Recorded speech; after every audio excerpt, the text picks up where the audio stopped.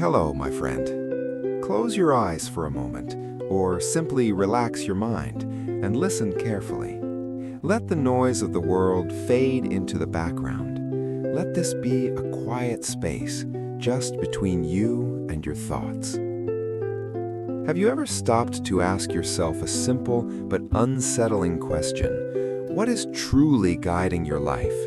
Is it your own reasoning, your deepest values, your authentic desires? Or is it something else, something subtle, invisible, yet powerful, quietly shaping the way you think, decide, and feel without you even realizing it? In the modern world, we are surrounded by voices.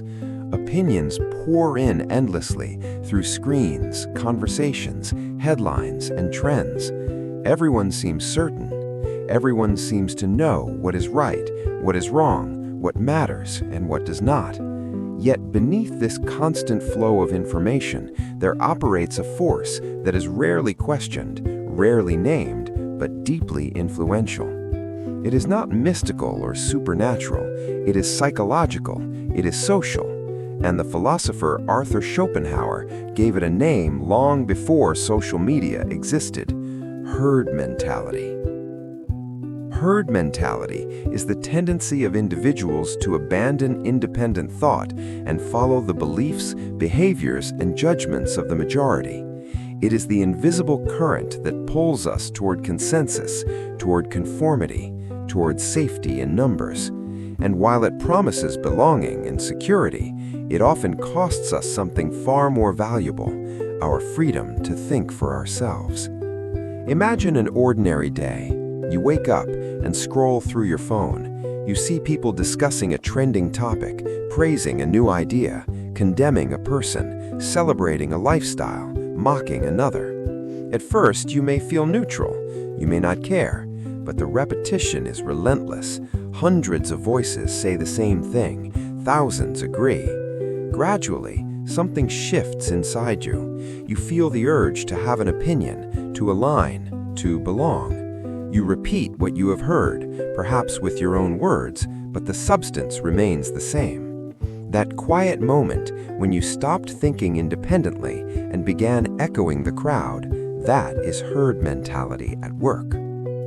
Schopenhauer believed that most people do not truly think in a deep, rigorous sense. Instead, they react, they imitate. They are driven by fear, desire, and above all, the fear of isolation. To be excluded from the group feels dangerous on a primal level. We would rather be wrong together than right alone. We would rather be accepted than truthful. And so we surrender our judgment, not because we are forced to, but because it feels safer. When individuals gather into crowds, something strange happens. Intelligence does not accumulate, it dissolves. The French philosopher Gustave Le Bon observed that a crowd develops a collective mind, one that is simpler, more emotional, and more easily manipulated than the minds of its individual members. In crowds, nuance disappears, reason weakens, slogans replace arguments, emotion replaces evidence. A lie repeated often enough becomes accepted as truth, not because it is convincing, but because it is familiar. History offers countless examples. There were times when nearly everyone believed the Earth was the center of the universe. Those who questioned it were ridiculed, silenced, or punished. Truth did not change when the majority changed its mind. Truth remained truth, regardless of how many denied it. Schopenhauer warned that widespread acceptance is often not a sign of truth, but of illusion. So why does herd mentality persist so powerfully? Because humans are social beings. We crave belonging. From childhood, we are taught to fit in, to behave, to follow. As adults, the pressure continues in subtler forms. Society rewards conformity. It praises those who do not disrupt, who do not question too much, who do not challenge shared assumptions. Silence feels safer than dissent. Agreement feels more comfortable than honesty. Psychological experiments reveal how fragile independent thought can be. In the famous experiments by Solomon Asch, people were shown simple visual tasks with obvious answers. When alone, they answered correctly, but when surrounded by others who deliberately gave wrong answers, many participants chose to agree with the group, even though their own eyes told them otherwise. Herd mentality does not merely influence opinions, it erodes trust in one's own perception.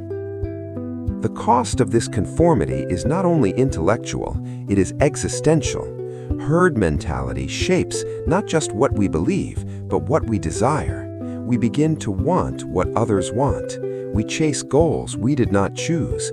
We measure success by standards we did not create. A bigger house, a higher status, a more impressive image, these become symbols of happiness because the crowd has declared them so. And yet, even when achieved, a quiet emptiness remains.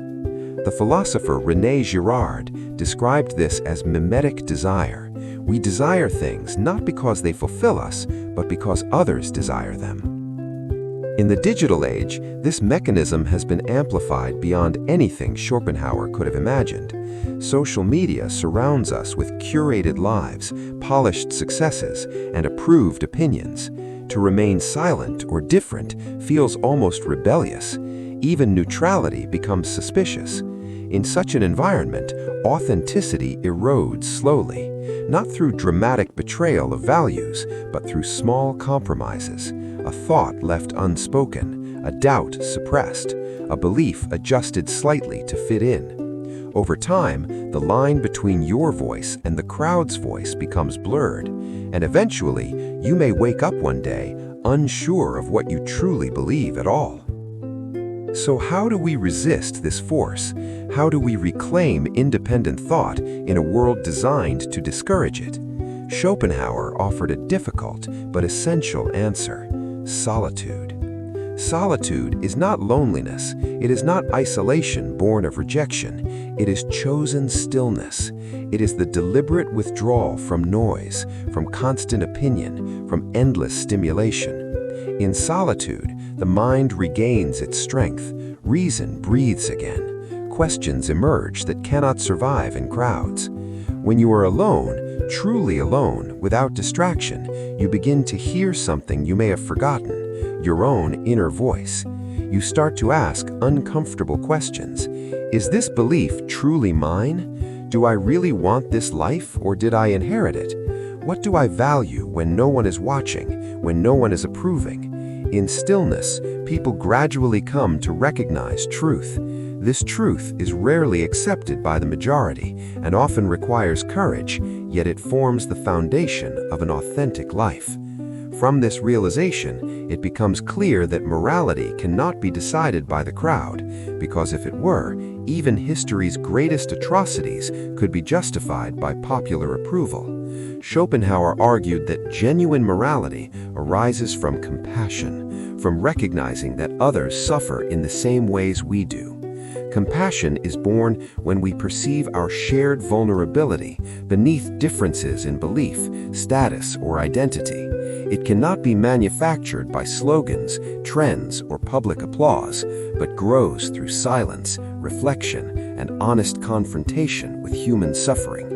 For this reason, resisting herd mentality is not merely an intellectual choice, but a moral responsibility to oneself and to society. A meaningful life begins when individuals dare to listen to their conscience rather than the noise of the crowd, to value truth over popularity, and to act from compassion rather than fear. In doing so, they preserve their freedom, dignity, and humanity, and quietly contribute to a world guided by understanding rather than conformity.